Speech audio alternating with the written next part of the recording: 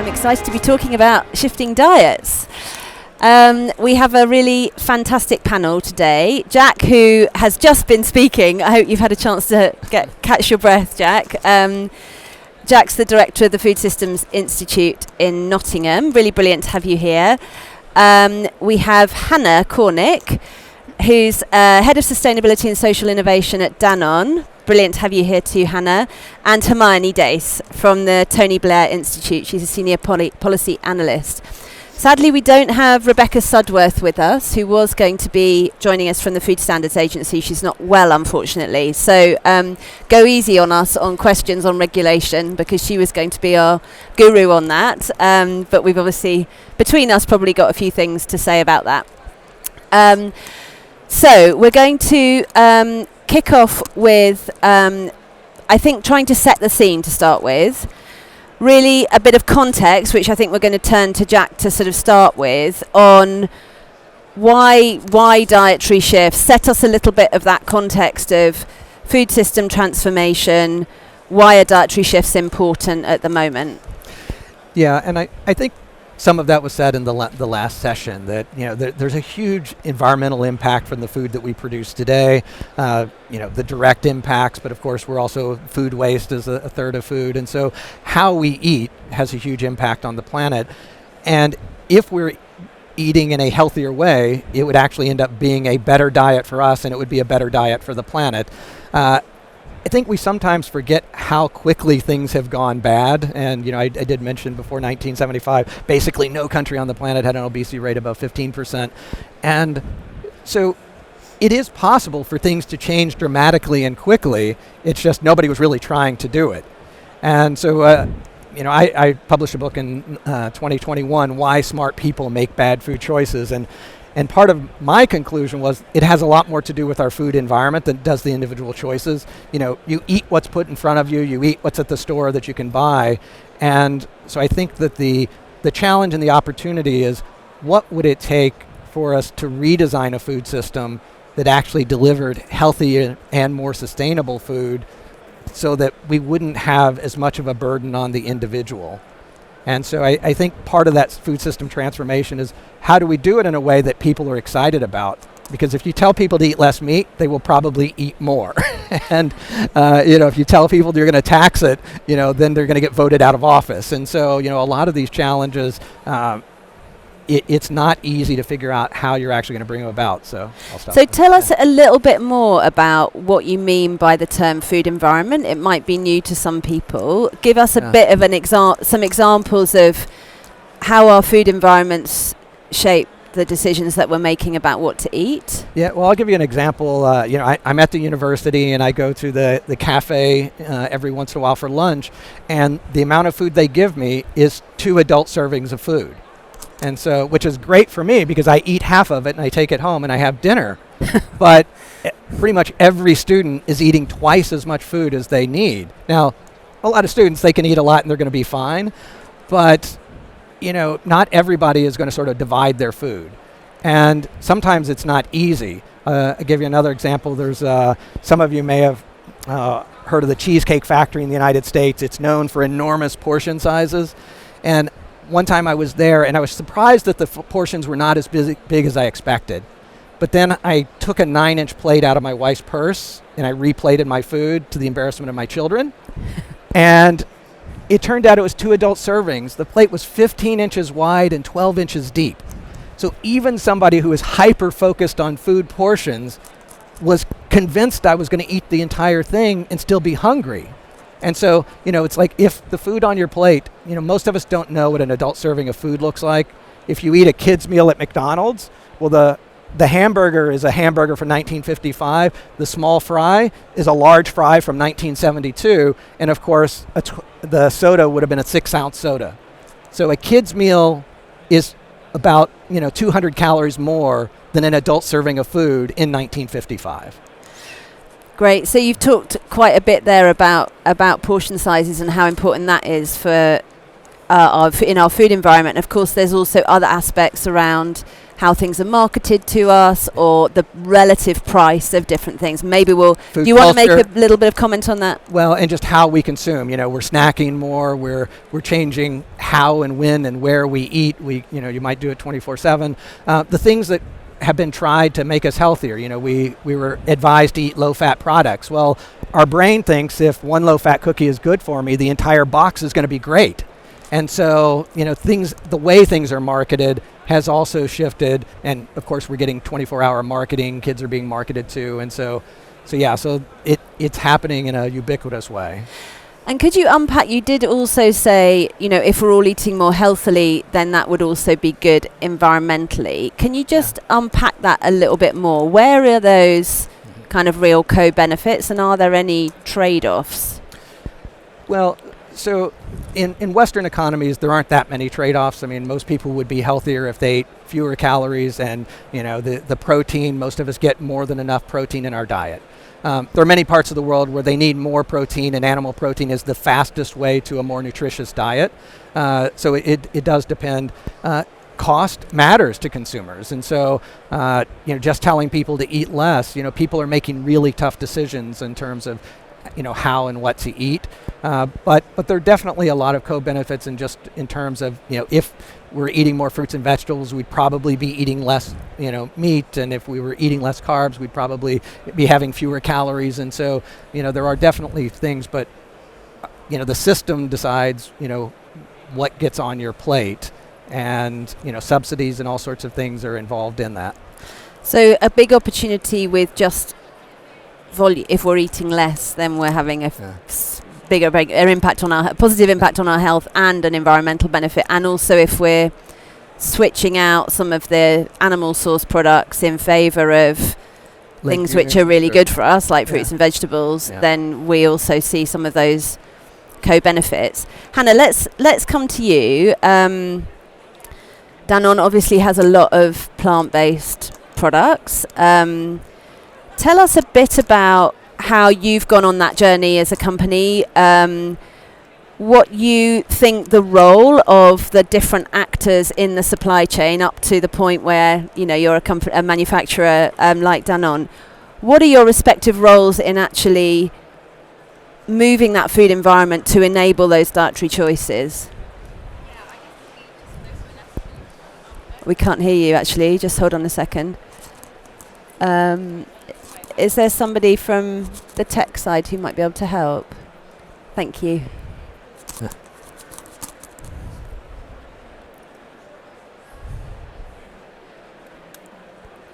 Hear me now? Yes. Now I can hear myself. So.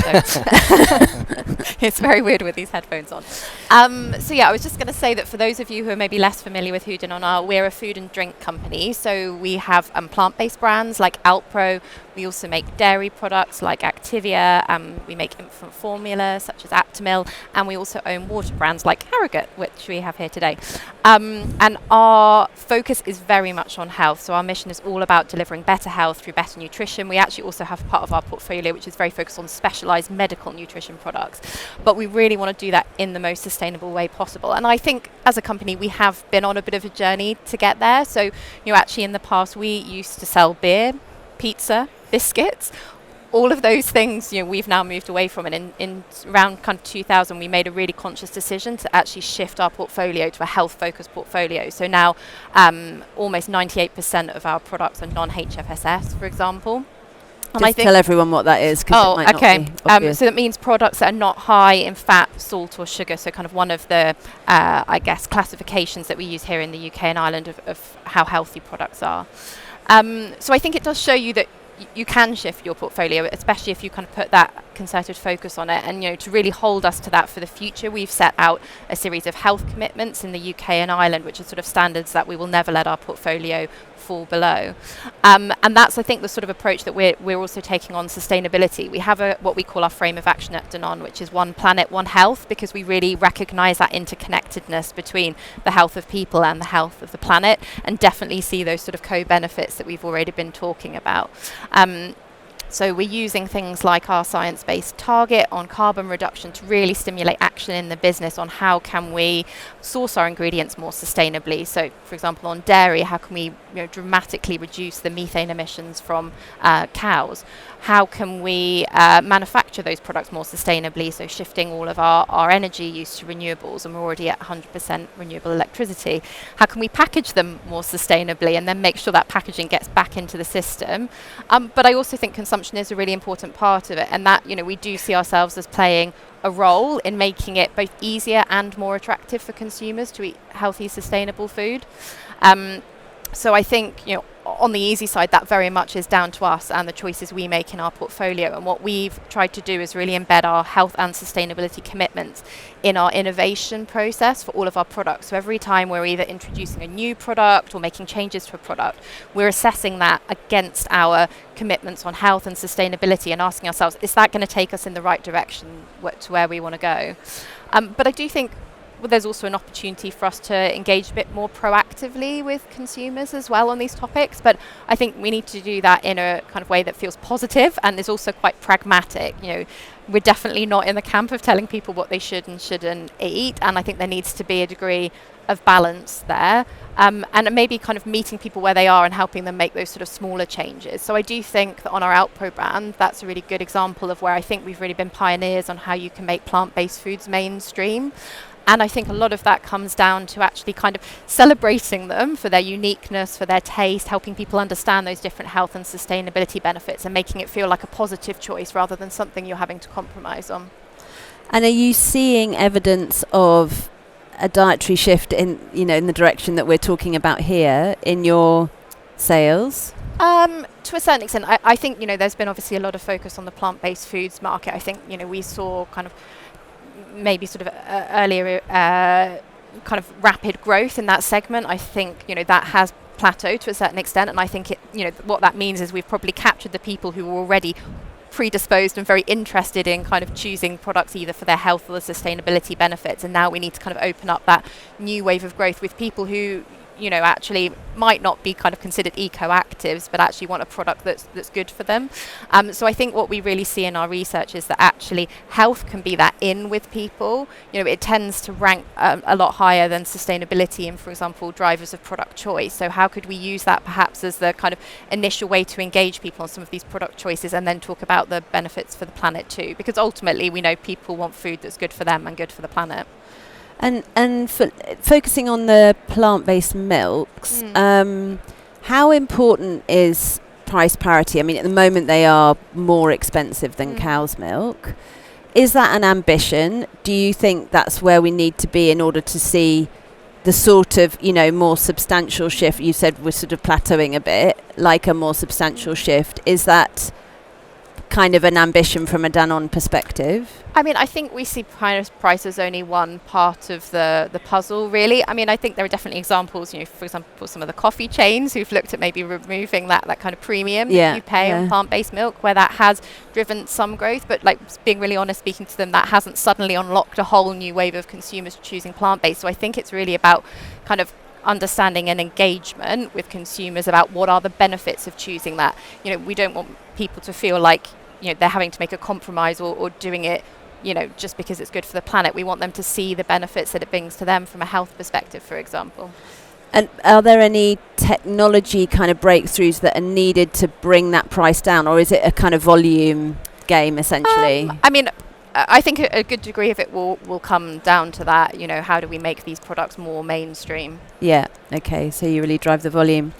Let's move to you, Hermione, and talk a little bit about alternative proteins. So maybe you could just set the scene a little bit in terms of talking about sort of where we're at with alternative proteins, both from the perspective of the technology and what the range of different options are now, but also how fast they're coming onto the market and whether they're really making a difference to our diets in any meaningful way. Sure, yeah. So I think it might be just useful to kind of start with going back a step to what the problem is and why a more sustainable diet means a diet with less or fewer animal products in. So we know that 85% of the farmland that feeds the UK is used to rear animals, but meat, dairy and eggs only provides 32% of the calories we eat. And the Climate Change Committee says meat and dairy consumption must fall by 20% by 2030 to meet net zero targets. So we know that we need to do something about this. We can't ignore the challenge around meat. And at the Tony Blair Institute, we think we spend a lot of our time thinking about how to get to net zero and what the kind of policies and plans look like for that. And we truly believe that it must be kind of a positive story, and that net zero policy must be aligned with consumer choice and growth and sort of tangible benefits for consumers. We also know that we're lacking plans in the food and agriculture sector compared to other sectors. So, we're much further ahead on energy, although still arguably not far enough. And also what we eat is kind of very personal, and it's quite politically challenging to sort of talk about diets and talk about what people eat. So we are strongly in the kind of changing the food environment camp. We need to give people better options and more sustainable options. And we think there's a major opportunity in alternative proteins. So for people that don't know, these are things like plant-based, fermentation-driven and cultivated meat, which is actually growing food from cells. I won't go into all the science. I know Linus is also sitting in the front row. He works at a very good organisation called the Good Food Institute, who focus exclusively on this. And there's also a panel about this only later. So I'll save the details for the meaty then. But essentially, evidence shows that they perform much better on emissions, on land use, which is really significant. It's just a much more efficient way of producing protein and meat and animal products. So, for example, replacing just processed meat and dairy with alternative proteins would cut agricultural land use by 28%, which is obviously quite significant. But for consumers to actually be interested in these products, they need to compete on cost and on taste and be more convenient. So there's lots and lots of innovation happening, but we're not there yet, and we kind of strongly believe that we're not going to scale them at the speed and or sort of pace that we need to have a significant impact on the problem without government intervention. So just like governments have intervene to help scale renewables, we think there's a very strong case to help scale alternative proteins. What is that? Is that like funds for R&D, essentially, pre-competitive? Yeah, so there are lots of things. So one area is around regulation. So novel foods like cultivated meat are in the UK regulated by the Food Standards Agency, and essentially they need to ensure that their product can get to market safely, but also efficiently and kind of quickly. And the Food Standards Agency perhaps doesn't have the resources and the expertise that it needs to process applications quickly, and we kind of lag behind other countries, which means we could risk losing our kind of great startups here to other countries where they will find it easier to get to market in other countries. I know that's a speed point particularly. Yeah, kind of a speed and ease point. I know Rebecca was meant to be here, who works in policy for the Food Standards Agency, so would have been able to talk about this much more than me. But and I know that the Food Standards Agency have sort of done a review into this and have already announced some kind of positive changes. But really, we do need to fund these regulators properly if we want to have innovation in the UK. There's also policy around, investing in research and development to make sure that we can actually advance these products and make them tastier and get down cost. There's some stuff around infrastructure and also labelling and making sure that consumers sort of know what they're eating and why they're eating it and are more aware of the benefits. I'd just like to go back to the point that you made about land, because I think people instinctively, when they're thinking about meat, they're straight to methane, really. And you talked about this sort of huge sort of opportunity cost at the moment with respect to rearing animals, and obviously that's from a grazing perspective as well as feed. Yeah. Which you didn't mention directly, but obviously animal feed takes up huge amounts of space as well. And I mean, maybe just flesh out a little bit why that's so important from a broad environmental perspective, not just the climate, right, the nature and biodiversity goals. Maybe just talk a little bit more about that so people are making those connections. Yeah, of course. So we talk about sort of in the net zero transition, agriculture and land emissions together, and we need to reduce emissions, but we also need to free up land in this country in order to sequester emissions from that land, and that might involve things like returning some land to nature and boosting biodiversity and other things like that.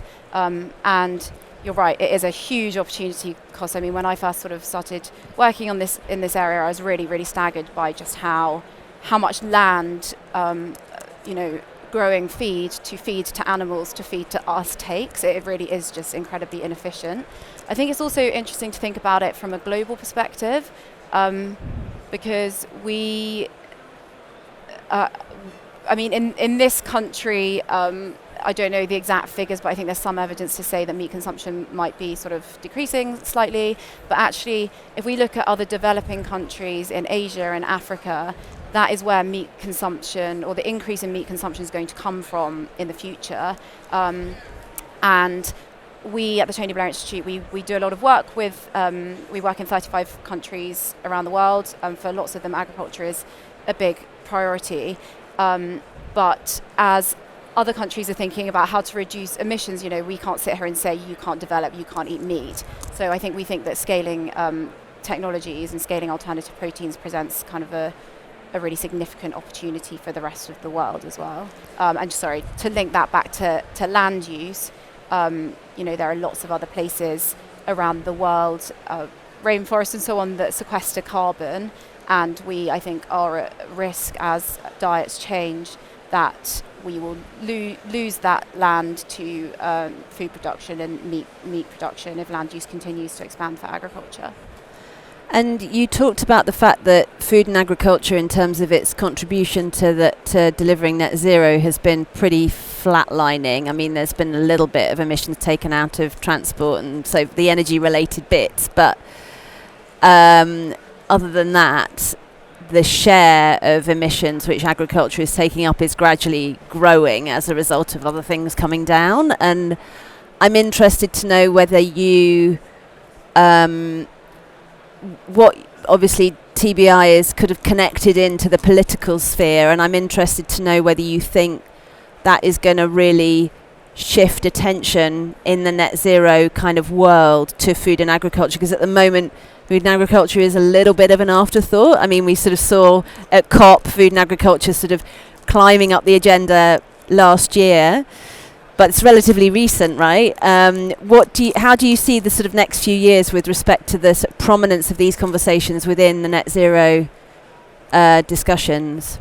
Yeah, good question. Well, I personally hope that it kind of rises on the agenda, because I think it's what people don't realise sometimes is that, and you've sort of touched on this, it's a sector where it's not just about emissions. It's about, if we address this, it's about biodiversity, it's about land use, it's about food security, it's about health. It connects to so many other things. So if we can get the right plan and the right policies in place, we can actually address a lot of our issues. I think we're seeing it sort of rising on the political agenda to some extent with environmental policies related to agriculture and farmer protests, albeit in the wrong way, farmer protests and food security. But I think sometimes it takes these things to happen to sort of realise that you've got to have a really serious conversation about it. And we should also be talking about food security. We've so many countries in the world have experienced extreme weather over the last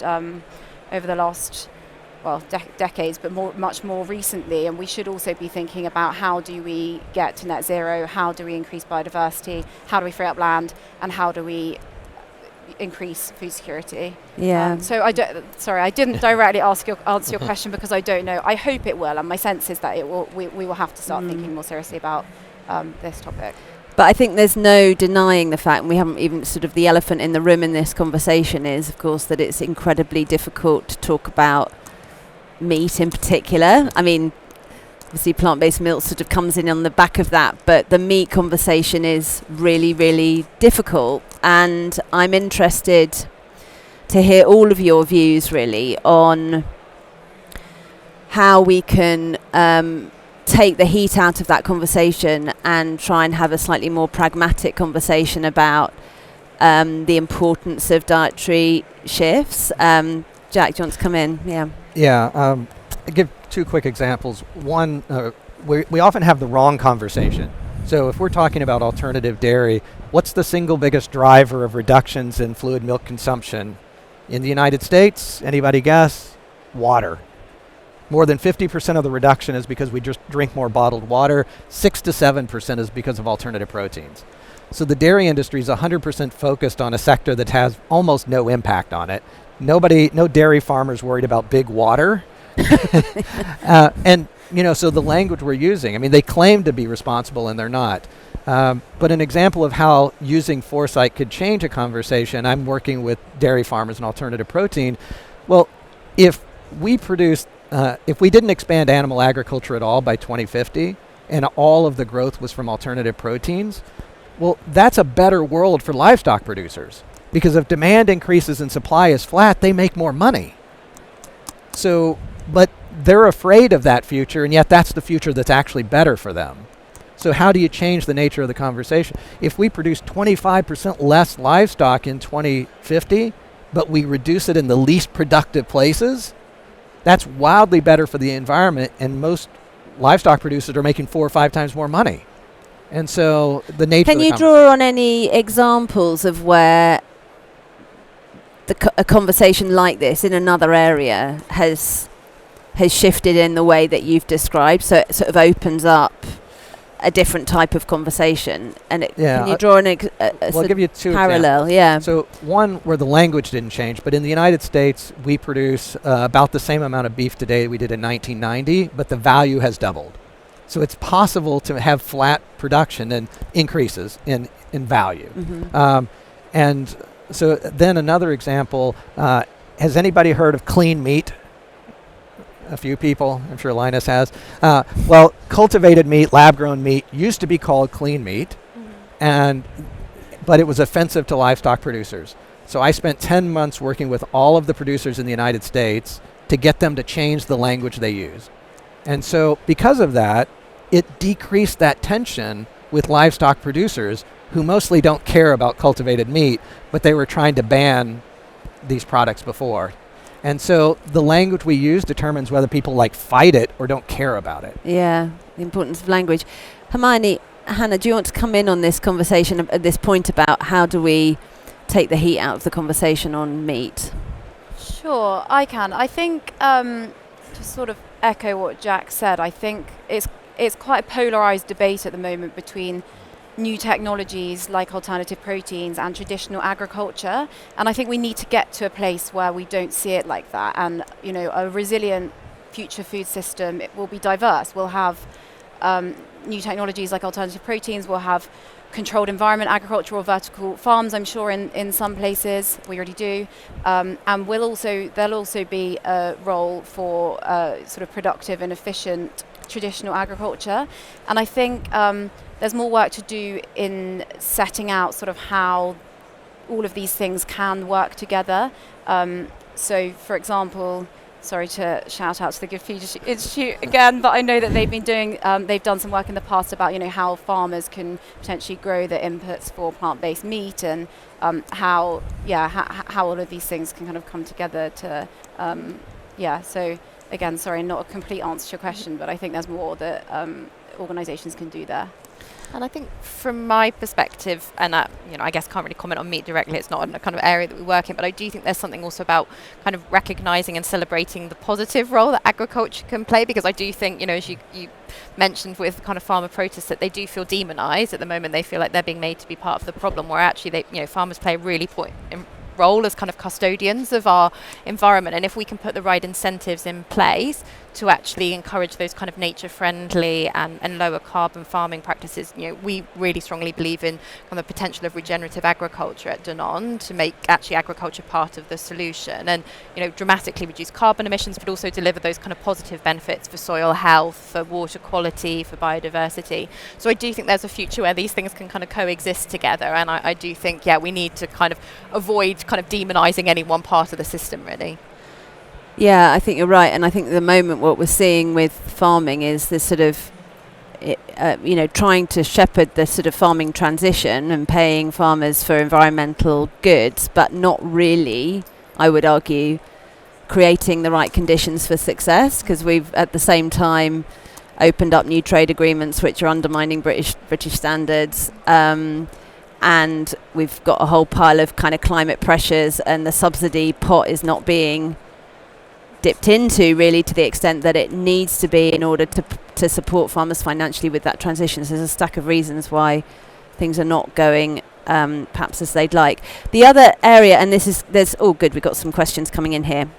The other area that I think is quite interesting as a sort of tension area in here, maybe we'll come into it when I'll read this question, is around the conversation around ultra-processed foods and the extent to which you've got a big conversation happening within the sort of health sphere about the quality of our diets and, what are the issues around ultra-processed foods, and the meat industry, to some extent, using that to then make a case for eating meat and not eating plant-based alternatives. So it's it's a big kind of tension area, I think, that we need to be thinking quite carefully about when we're thinking about how we get these sort of co-benefits and tell that story. But maybe you want to what I want to do is move to the questions. So we have, you can put thumbs up on these, that's good. So we got 4 it's all changing all the time. Okay, so we've got this is actually not a health question. Let's move to the one that's got the most votes though at the moment, which is, should everyone be eating a plant-based diet? Who wants to have a go at that? I mean, I would say that we definitely see a role for kind of lower carbon, better protein in people, animal-based protein in people's diet. Obviously I kind of speak as a company that kind of has a portfolio that includes both dairy and plant-based, and we see that continuing for the future because we do think they both play a role in a healthy, sustainable diet. I mean, dairy, for example, delivers really important macronutrients. And we know that actually, shifting to a kind of completely plant-based diet can present challenges in terms of getting access to some of those. So we need to be looking on both fronts in terms of how do we fortify plant-based foods to make sure that they can deliver the nutrients that people need, but also do see still a role. I also think, just being pragmatic in terms of where we're starting from. I think if we come to consumers with a starting point of, you need to completely shift your diet and cut out all of these things that you're used to, I just don't think we're going to engage people. So that's why I kind of talked earlier on about like meeting people where they are and then kind of trying to make those smaller shifts. Yeah. So reduction rather than removal, so to speak. Because it's very cultural, it's very personal. People won't change what they eat to save their lives. Why do we think they'll change what they eat to save the planet? So, we need to recognize sort of what the reality. It doesn't mean we can't shift behavior, but, we need to work with people to help them achieve their own goals and not tell them what they are. Absolutely. Okay, let's move on to, we've got another one here with 4 thumbs. So, indoor farming technologies can enhance the nutritional value and flavour of fruits and vegetables. How might these advancements influence dietary habits? This might be one for you, Hermione. Maybe? Yeah. So the question is, how might these technologies influence dietary habits? Yeah. So I think, for people that don't know, indoor farming technologies are kind of under the banner of controlled environment agriculture. Some of those are kind of high-tech greenhouses, where you control things like temperature and lighting, and the benefits are that you use less land, and you're also, a lot of people say they can be good for food security because you're not exposed to sort of outdoor elements. You can also have vertical farms, which are food grown in layers upwards, which obviously saves land.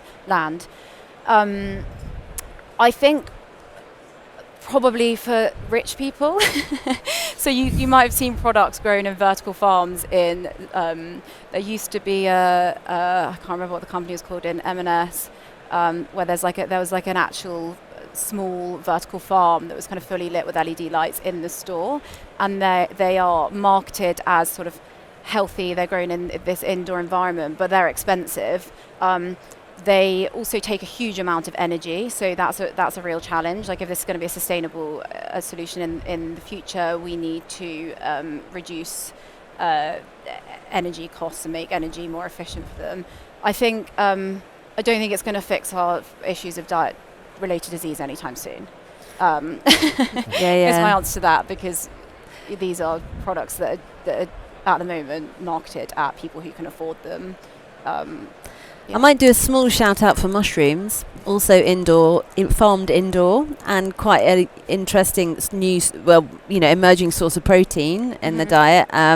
One that we've kind of completely neglected, mushroom farming, whereas in Ireland they've really invested in that, and it's been a hugely successful aspect of farming. So just to throw that in the mix. Right, let's move on to another one. Right, I'm looking for the ones with the big... this is an 8er. 9er, here we go. Okay, this is a Danone one. Okay. Danone's biggest product in Indonesia is bottled mineral water. Huge implication for plastic waste. Well, it's a little bit off topic, but what are Danone's plans on addressing this issue? Do you want to... Are you able to comment on that? No, I'm happy to comment on that. We also have a significant bottled water business in the UK. We own Evian, Volvic and Harrogate Water. And I think, have made some really kind of strong commitments around how we can move towards a more circular system.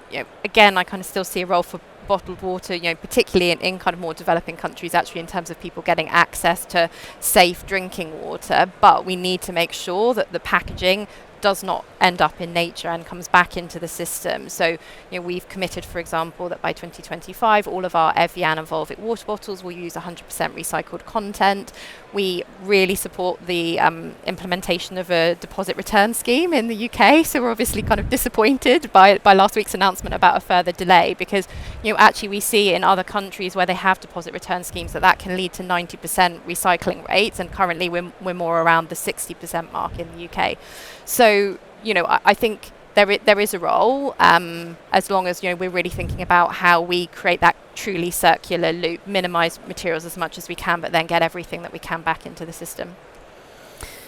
Good. Okay, let's move on to, this is quite a broad one. What are your thoughts on the environmental benefit of plant-based food versus local and or organic meat?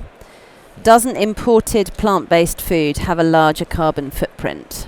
I imagine this is a bit of a I'm happy to contextual answer. Go ahead. Yeah, I'm happy to jump in a little bit. I mean, buying local doesn't necessarily mean it's going to be more sustainable in most cases. The transportation is not the biggest cost of most food. There are lots of reasons for having local production, in terms of, social and cultural and, all sorts of benefits to buying local. Sustainability is probably not the main one for doing that, though. Yep. Anything that you'd like to add, Hermione or Hannah? No, not directly. I think that I think that was really fair reflection. Okay, let's move on to another one. This is a good one. To what extent is shifting diets the company's role, the consumer's role, or the policymaker's role? Good question, highlighting the big kind of 3 bits of the triangle. I'd like to hear from each of you on that. I think that would be really helpful. Yeah, Hannah. I think we've I think the answer is it's a mixture of both, but I think we've perhaps talked a little bit more about the role of the company and the consumer here, and so maybe it is interesting to kind of comment on policy, because I do think it plays a really critical role in levelling the playing field and also sending the right incentives to industry. I think, we've got lots of examples out there in the health space, the sugar tax on soft drinks being a good example of where, when you have the right incentive in place, it can stimulate action. So I think, from our perspective, what we think could be really helpful both on health and sustainability is just having that kind of clear, consistent metrics that all businesses have to make public, so that actually, people can judge their performance. And we think that actually that will encourage the right actions both on health and sustainability. So, for example, we've been working as members of the Government Food Data Transparency Partnership to look at, actually what are that consistent set of metrics that all businesses should be asked to report on. I think another interesting angle is kind of government procurement. I think actually there's a really key role that government can play in kind of leading by example. If you think about, for example, like the catering in schools, that's a massive influence that you can have from a very young age, which can set those habits for the rest of life. So, I think both policy in terms of creating that right regulatory environment, but also there's kind of opportunities beyond that.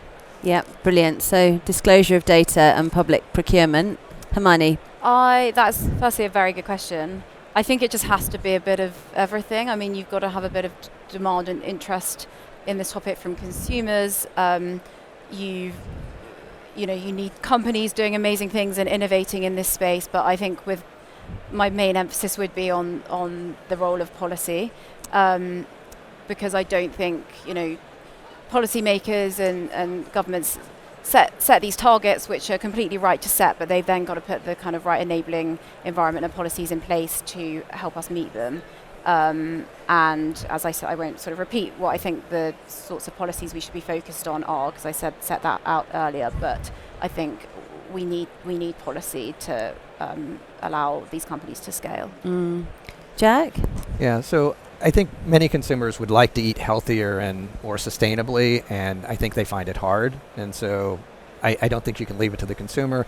A lot of food companies offer healthier, more sustainable products, and consumers often don't choose them, whether because they're worried about taste, price, or convenience, for whatever reason.